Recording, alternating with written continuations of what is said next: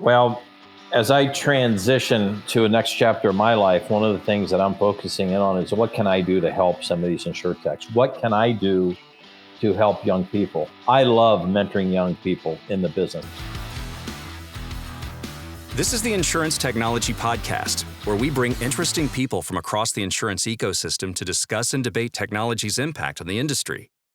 Join us each episode for insights and best practices from industry stewards and tomorrow's innovators. Now, here's your host, Reid Holsworth. All right, we're back. Welcome to the Insurance Technology Podcast. I'm your host, Reid Holsworth. We're back with Mr. Hackbarth himself. In this episode, we're going to hear why it's important to really build a team for success once you're gone, either retiring or moving on to the next thing. There's a big word that I just learned, and don't ask me how to spell it in the industry, perpetuation.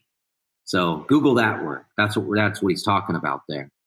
And we're also going to hear, what is Jim going to do in retirement? Man, what is that guy going to do? Awesome stuff. Stay tuned. How do you think technology has really helped the industry? We've talked a lot about it, and maybe it's a dumb question, but what do you think? How is it? You've been through it from the beginning. I mean, you were selling mainframes to the carriers when they didn't even know what that was. Right. I mean, so you've been through it. Like, how has it really helped the industry? Well, I think in some aspects it created order out of chaos. You go way back when you're selling batch processing, policy processing systems. It was creating order out of chaotic paper files and getting into a electronic record. And then so you go from this batch processing. That's what the original back office systems were for agencies. They were batch processors. Only thing that the PC did was allow you to see everything that was running in batch live on a green screen. That was a little bit of a leap, but it wasn't really until the microchip really came along and the handheld and everything else like that. And now I think what we've done, we've more than crossed the chasm. There's a great book by Jeffrey Moore called Crossing the Chasm, and it's read by a lot of people in the tech world. It goes back 25 years. I actually know Jeff. And you hit that bowling ball effect, and you really start to climb up.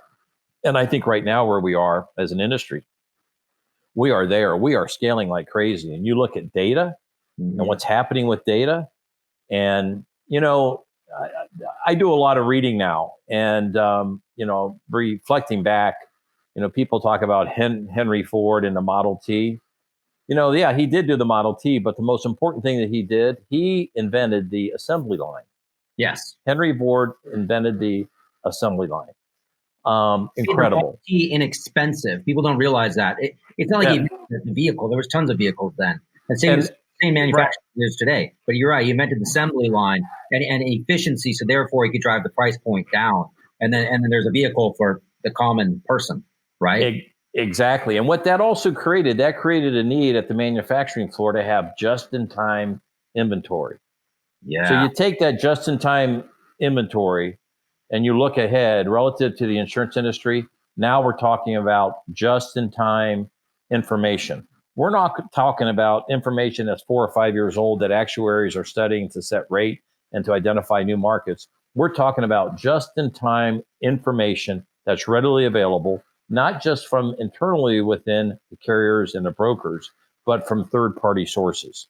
And so all of a sudden you have the right information where you can quickly bring a product to market, price it competitively, and get it into the marketplace.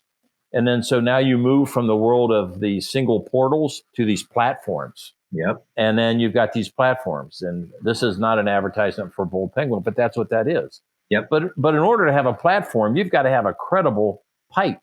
Yeah. You have to have a credible pipe. I think there's this company called Ivans. I think they're in the pipe business. Funny thing, you won't know this. You can probably look in the archive of Ivans, but when I was 31 years old, I sat on the board of Ivans. And but that was back in the days of leader systems and AMS and all that. But and thank goodness that Ivans found a home, and that it's I think you guys are in a very important spot right now. I know Ivans is a business, but what you're doing and how you're doing it for the industry, it goes back to history. When people were talking about an APT, taking like-minded people, developing a platform. Look at the number of Insurtechs now that are hanging off of your platform, availing the API. Who knows if they're all going to make it or not? Yep. But they all have a fighting chance. And so that's where I think, to answer your question, there's been a great leap in the last probably 48 months. Not to go on an Ivan's tangent, but look, we just want to finish what we started. Exactly. Right? I mean, and that's just it. And being on the other side and being in Insurtech and all of this, to solve all of these issues in the industry, not all of them, but the bigger issues, it's all about connectivity. It's all about that pipe. And to your point, by powering these other companies, they don't have to figure out how to power themselves and figure out all the connectivity, which is the real dirty, heavy lifting stuff. They can focus on building cool shit, right? Exactly. And then solving those problems in efficiency, building that assembly line, like you said. Yep. They don't have to figure out how to make steel, right? Let us do that. Well, you take what Henry Ford did, just-in-time inventory, having parts readily available when they are needed to put on the car. In the insurance industry, now you got just-in-time information, which now leads to just-in-time insurance. Yes. And so now you got quick data that you can quickly analyze. And then when you take artificial intelligence and machine learning and you throw that on top of it, the rapid amount of change and the efficiencies that are going to get gained in the industry the next probably 36 months are just awesome. So. We think so, man. Like we've been talking about all throughout this. This stuff's really happening now. Yep. And you're right. I think you're right. I think it's a lot of new people and new blood and new minds coming into the industry. Maybe not new. They've been around for a bit because it takes a while to really get into the industry, develop a reputation, and know what the hell you're talking about. Mm-hmm. Right? It does. It takes time. It's a lot. Right? Yep. But I do believe, though, that there are kind of founders within this industry that are still leading the charge by helping us kind of young bucks and new minds that are in the industry and guiding us through a lot of this. And so we're learning from the past. Well, as I transition to a next chapter of my life, one of the things that I'm focusing in on is what can I do to help some of these Insurtechs? What can I do to help young people? I love mentoring young people in the business. I always have. I had some wonderful mentors, when I came out of college. I didn't realize it at the time, but they were unbelievable looking back and what they did to help me and how much I learned from them. They never closed the door. And I'm at that chapter where it's, you want to pay forward and help people that have the right values. And there's a funnel. I don't have to get into that today that I kind of drop through if it's worth my time to help that Insurtech or to help that individual. And not to get philosophical, but if someone doesn't have the right values, I don't have an interest. No, thank you. Well, to be fair, I mean, look, there's a lot of companies that are startups that are doing their own thing, and we want to help all of them, right? Yes, but we want to help good people. And that's the reality. And that's not the only qualification, but we all have a lot going on. We want to make sure you're serious, that you're doing good things, that you're smart about it, you're coming prepared, right? And you have something real. I've been to so many startup things, and everybody's walking around saying, "Oh, I got the new Facebook and this and that and the other." Give me money. I'm looking for money, and they have no clue how to run a business, what it takes, the whole nine. And look, we're just not in the business of teaching somebody how to be an entrepreneur, right? Even though you may have a great idea, there's a lot more that goes behind that. And then, like you said, the reason why we're all friends is because we're all good people and we trust each other. Yep. And we develop a network in that way. So talk about, though, go back a little bit. So everybody knows, 18 years, CEO of Assurex, but CEO no mo, right? So tell us, you're throwing in the towel. Old Dean is man, love Dean, by the way. And so what's going on? Tell us about that. Tell us what brought you to that, and then what's next. Well, that's a great. Let me go on that a little bit. I mean, we started. I think one of the most important things that a leader can do, and I learned this from the 108 firms that are part of Assurex Global. I've got to work with some of the best minds in the industry. Some of those firms have left Assurex and all that. But I think one of the most important things that a leader can do, and I had to learn this, is the perpetuation of leadership. Mm-hmm. Your replacement. That could happen at a moment's notice, or that you're going to say, okay, in 3 to 4 to 5 years. I had actually considered leaving Assurex about 5 years ago because I believe that every organization needs fresh minds and fresh leadership. And a couple of board members at Assurex said, this is not the time. And you need to find a leader that's going to take Assurex to the next level. So I reflected a lot, and I knew what I thought we wanted. And I actually met Dean Hildebrand when his previous firm, Amon Martin, was part of Assurex. I brought him in. And probably in record time, this goes back about 6 or 7 years, I was able to get him on the board. And one of the things that Dean and I tried to do is launch a leadership academy. And we went and traveled to a place called Center for Creative Leadership. It's where a lot of leaders like Steve Jobs and Gates had went. And I saw firsthand what Dean was. And Dean is probably I'm not saying this to make Dean feel good. In fact, I prefer that he never listens to this, but he is absolutely one of the smartest people I've had a chance to work alongside. Values are incredible. And like any industry, I think you got to have value add leaders. You have to have leaders that understand what values are about. And so Dean and I started having a conversation a couple of years ago after he left Associated, or he was leaving Associated. That was the bank that bought his firm. And he has a passion for independent agents and brokers. And so he joined the team about 2.5 to 3 years ago, and he was quickly off and running. And I went to the board and said, listen, he's more than ready. There's no need for me to stay here and be in his way. And so I'm going to be moving on sooner than what was originally anticipated. But the last thing you want to do when you have a thoroughbred in your business, you just need to let him run. He's incredible. I've learned more from Dean than he's probably ever learned from me. His values are impeccable. He's a visionary and all that. And I just knew it was time to leave. I'd been there coming into my 18th year. What am I going to do next? I'm healthy. I got a lot of things that I want to do. And like I said earlier, I really want to help young companies and young people. So I expect to stay engaged. It's when you can find someone better than yourself that you can replace yourself with, that's the ultimate. And you know that you're leaving the business in better hands, and especially at a time when the industry is going to go underneath a lot of change. So you need vibrancy, you need new vision, and I got to that stage to say, listen, it's someone else's turn. Get out of the way, and I haven't looked back. So it's been a lot of fun. I'm not going to go play five days of golf a week. I'm not that great of a golfer.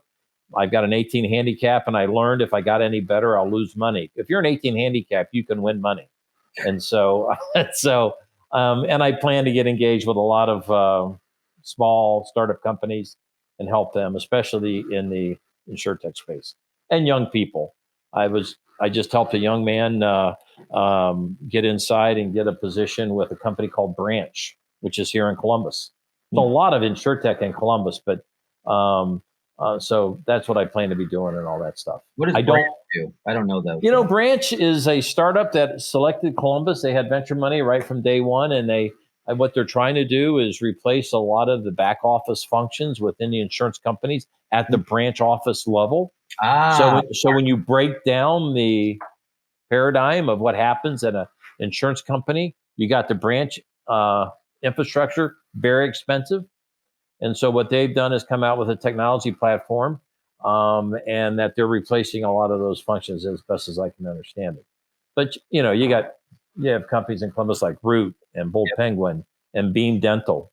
I remember when the folks from Beam Dental showed up on my doorstep, very similar to the first time you and I met. They were a little bit nervous. They came in with a toothbrush with a Fitbit in it, and I said, that's not really, I don't know much about that, but I don't think a lot of people are going to be buying a toothbrush with a Fitbit in it. And Alex Frohmeyer, the CEO, he said, well, that's not what we're doing. We're going to collect data and we're going to reinvent dental insurance. Oh, and, interesting. and that's what they've done. And so companies like Matic is kind of a portal type. I'm going to say similar to maybe a Lemonade or something like that. So anyhow, I don't know if I answered your question, but that's kind of what I'll be doing. Living in Columbus and going to Ohio State, whatnot, right. That story's fairly common. I've talked to a lot of people that have got into the industry because there's so many carriers there locally that kind of promote this, hey, come into insurance. And it seems like a lot of people intern within these carriers and just kind of get into that world. Either that or it's fashion there, right? It is fashion. There is fashion here. Wendy's, there's fashion, fast food, and insurance. What's the fast food? The Wendy's corporate is headquartered here. There used to be a company called Fish and Chips, or Arthur Treacher's Fish and Chips. White Castle is headquartered here. And I believe Chipotle, this is their second headquarters. And so, but all that got built around Wendy's, and it's just like any industry and things spring. But Columbus has become somewhat of an insurance hub. And reflecting back, if it wasn't for the Griffith Insurance Foundation, when that professor came to me and said, "We've got money if you'll change your major," I said, "Absolutely, I will," because I needed the money. And I went from having 3 part-time jobs to selling life insurance for Prudential and being listen to this, a librarian at the insurance library. Oh man, I'm sorry, but I would shoot myself. I ended up getting fired from that job because at night when I was the librarian, I'd lock the door. It was about 3 rooms, and I would have poker games in there. And I got caught doing it, and they asked me to leave. So that gave me more time to sell life insurance at night. So, all right, another question. Yes, sir. I would say that you are a career salesperson, right? Mm-hmm, mm-hmm. And you are a very good salesperson. I love selling. Why are you good at sales, and why do you love sales? And why is sales important as a CEO? Well, I just I love sales because, one, I learned many years ago from IBM how to sell and how to do it the right way, and not necessarily to oversell, and to see the positive impact. I mean, a lot of people look at salesmen and say, "Oh, what are you kidding me? You're a salesman? You must be a slime bag." Mm-hmm. Well, I don't think anyone's ever said that about me. Maybe they have. I don't think so. But you can really make a difference in people's lives, especially when business to business sale. And you can really show massive improvement with how a company can do business. And that's kind of, I always kind of live my life. If you don't sell something, then the rest of the business is going to shut itself down. And then in the leadership role I've been fortunate to have at Assurex Global, I mean, I've been exposed to some of the best leaders that all come from sales in the insurance distribution industry. I mean, and you probably know some of these people. I mean, folks like Bob Colley or Bob Clunk or Rob Cohen, Jim Bailey. I mean, the list goes on and on and on and on. And when you look at a successful brokerage firm, they all have leadership that came out of sales. I just love it because you can find a way to make a difference. You develop some wonderful long-term friendships, and you can make a difference in people's lives. And when I go way back to what I wanted to do, that's why I wanted to be a high school football coach. Because when I go back to when I was a young person, going back to 6th, 7th, and 8th grade and into high school and in a couple of years in college, it was those people that made a substantial impact on my life. And so in terms of values, the right way to do things, there's no shortcuts, and all that stuff. And that going back to the Insurtech world, that's some of the things I know that you've been exposed to and I've been exposed to, how some of these young startups want to take a shortcut.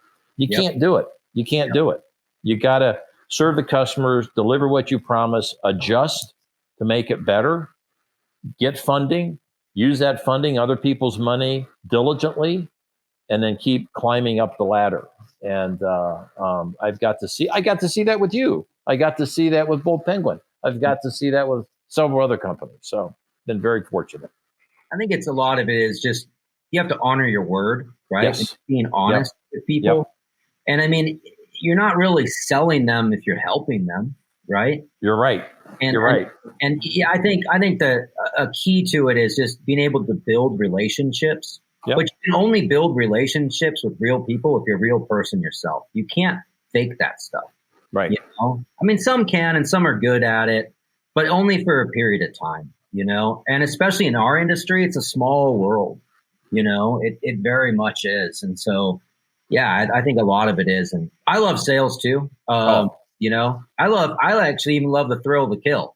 I love getting in there and just closing deals and doing that a little more transactional. But really, you have to stand behind a product that you really believe in, right? In order to be good at what you do. And I think that that's the difference. You're a guy that has, you know, huge integrity, and you're not gonna bullshit people. You're not gonna provide an inferior product by any means. And you know, you've made an amazing career out of that. Well, thank you. Thank you very much. I appreciate those kind words. So who do you think I should talk to next? What are some influencers that some names, some people that just come to mind that'd be good for other people to get to know? Well, like I said, I've been very fortunate in my career, very fortunate at Assurex Global to have really gotten to know some phenomenal people.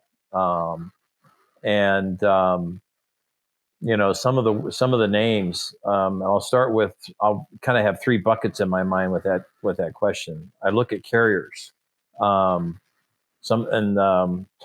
to Dino Robusto, CEO of CNA, Paul Crump, Vice Chair at Chubb, Jack Roach, CEO of Hanover, Sarina Mogg. She's the CEO of a new startup called Join Insurance. Before that, she was with AIG. John Neal, Lloyd's of London. My gosh, I mean, what an interesting guy. And they certainly haven't been. And I'll tell you, Tim Turner, RT Specialty, they just went public. I mean, between Tim Turner and Pat Ryan, Ed McCormick, solid team. I mean, there's so many people like that at the carrier. Mark Burvin at Nationwide Insurance Company. He's president of the PNC. And you see what they've done with moving to the independent channel and the investment that they make in automation to change their how they bring insurance to the market. Broker side, I mean, you know him. I urge you to talk to Dean. I mean, what he's doing with the large independent brokers. People like Rob Cohen, who IMA dipped in their pocket and invested in a startup called Highwing. On the tech side, Mike Jakowski, CEO of Duck Creek. I was privileged to sit on their board of advisors a couple years back. I didn't know that. And I was there because of Larry Wilson. Jay Weintraub, I mean, who leads up the big tech conference. Smart young man. I mean, out of nowhere, and then in the venture capital world, Drew Aldrich at American Family, bright young guy. And so, I tell you, I'm going to throw you for a loop. Invite me to be a guest host and interview you sometime. I'd love to do that. Johnny Carson would always bring a guest host once a month. Let me be a guest host, and I'll interview you. All right. I'd like to drill you between the eyes. I think that's a good idea. Hey, I'd love that. It'd be fun. That would be fun. It really would be fun. So anyhow. All right, for the audience, what do you like to do for fun? And by the way, I ask people this all the time as a conversation starter. A lot of people do. It's like, oh, what do you want to do for fun? And it's funny, like when I'm out at the bar sometimes and I ask just random people that, they're like, what? And they like get mad at me about it. But the general answer is always like, I have kids, I'm busy, I do that, right? Yeah. We all have kids. Right. We do a lot with our kids. And that's totally cool.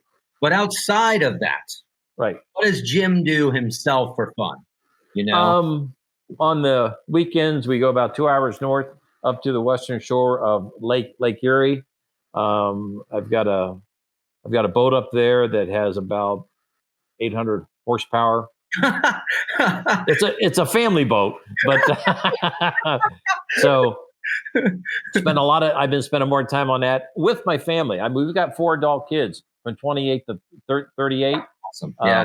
And they're all phenomenal. And, it's like people say, why do you like to play golf for business? Well, if you can get out on a golf course for 4.5 hours with somebody in a business conversation, you really get to know them. Yep. And now with 4 adult children, you get out on a boat when they do visit us and we get out on a boat for 3 or 4 hours, you really get into some great conversations. We've got 3 grandkids, a 3-year-old, a 1-year-old, a 7 months old, and 1 on the way. 2 of them are moving from San Diego, believe it or not, to Columbus. Oh, wow. In about 2 months. Unexpected. It was a great surprise. And I look forward to showing them how to break windows and spit and do all the things that you could buy them a slingshot first. Exactly. On a serious note, and I've said this way too many times, I love spending time with young people. Susan, my wife, will tell you, you've met Susan. If a young person calls me and says, Jim or Mr. Hackbarth, whatever, I don't care what, I'd love to get your advice on something. And I'd say, sure, let's get a phone call tomorrow morning at 6:30. And if they're in Columbus, let's sit down at 6:30. And if they 6:30, I said, yeah, I mean, I get up at between 4:30 and 5. I'm raring to go, and I'll be glad to sit down with you and help you any way that I can. But you got to be willing to help yourself. So I really enjoy helping young people. And looking back, there were so many people that I've mentioned in this interview that have helped me, and I love paying forward. So pretty simple, in terms of where I'm spending my time these days and all that. And first and lastly, anything that I can do to help Dean and Assurex, I'm always available to them. So last and final question. Yes. What's your favorite drink? Well, with my ADD and my ADHD, which I'm blessed to have, I have to have a couple. There's just not one answer. Okay. Yep. Fair. In the cold months, I love a good Manhattan, just a really good Manhattan. And in the summer, tequila and tonic, and then